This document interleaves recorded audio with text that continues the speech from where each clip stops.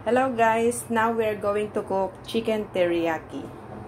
Okay, now we have the chicken thigh, and this one, 2 spoons of soya sauce,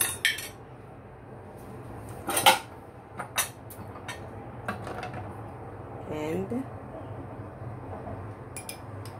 2 spoons of honey.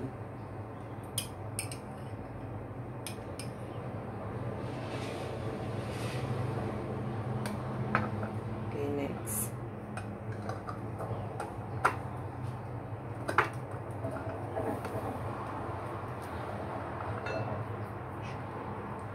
Two spoons of sugar. This is sugar. Okay. Use this one.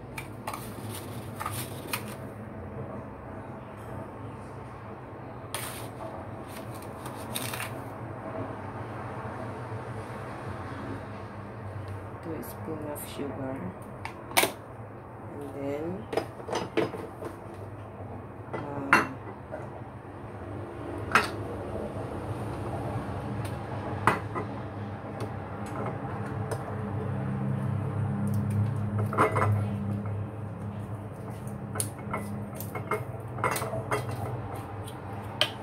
2 spoons of vinegar.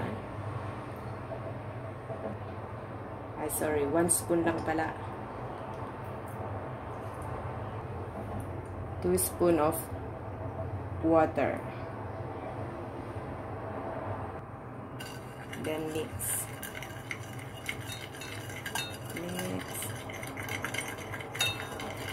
Mix until dissolve the sugar.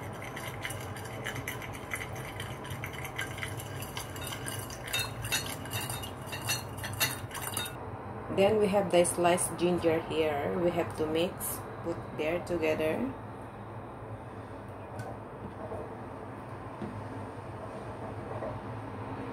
And put in sliced garlic.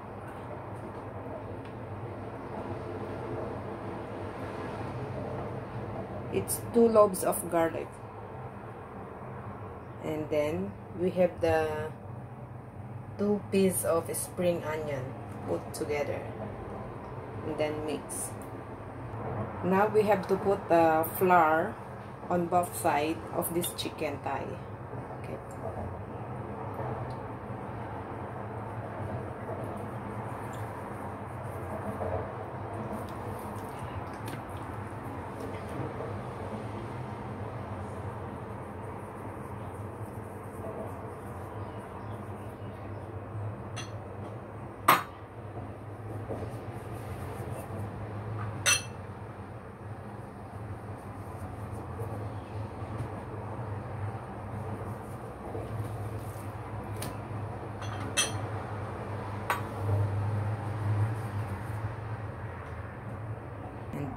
Now we are ready to cook.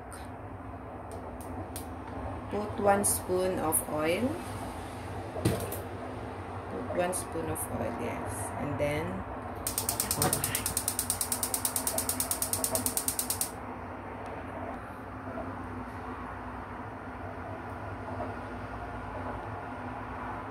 medium high.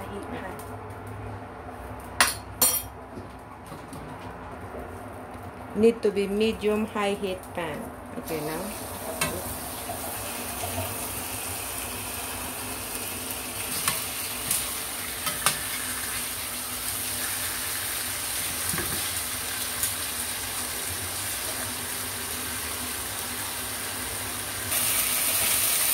need to cook the chicken thigh 5 minutes on its side. So after 5 minutes you need to flip the chicken thigh.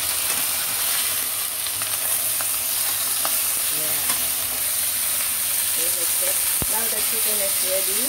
You need to pour the sauce that you mix. And after that, you have to remove the spring onion.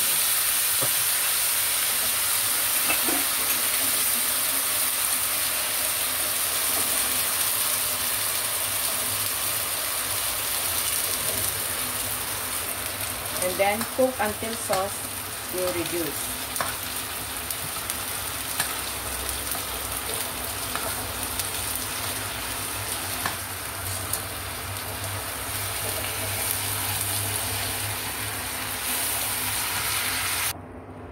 Now put the chicken into the cutting board. Okay.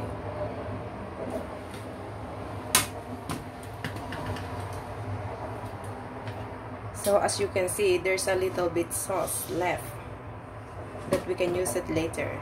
So close, yeah. Now we slice the chicken into pieces.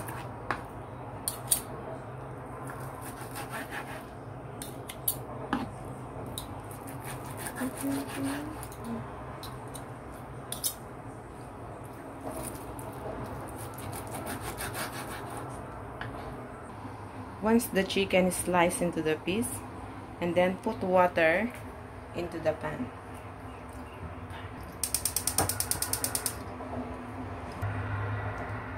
I think put a little bit more. This one. The sauce is there. Not that one, this one. Now once it's bubbled, put it back the chicken into the pan.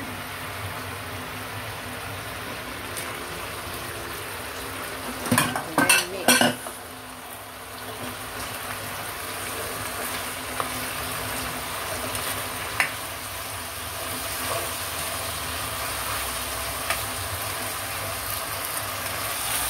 Almost ready. Okay, now when the sauce goes to the chicken, it's already ready. And then turn off. Wow. Okay, let's try. Very nice.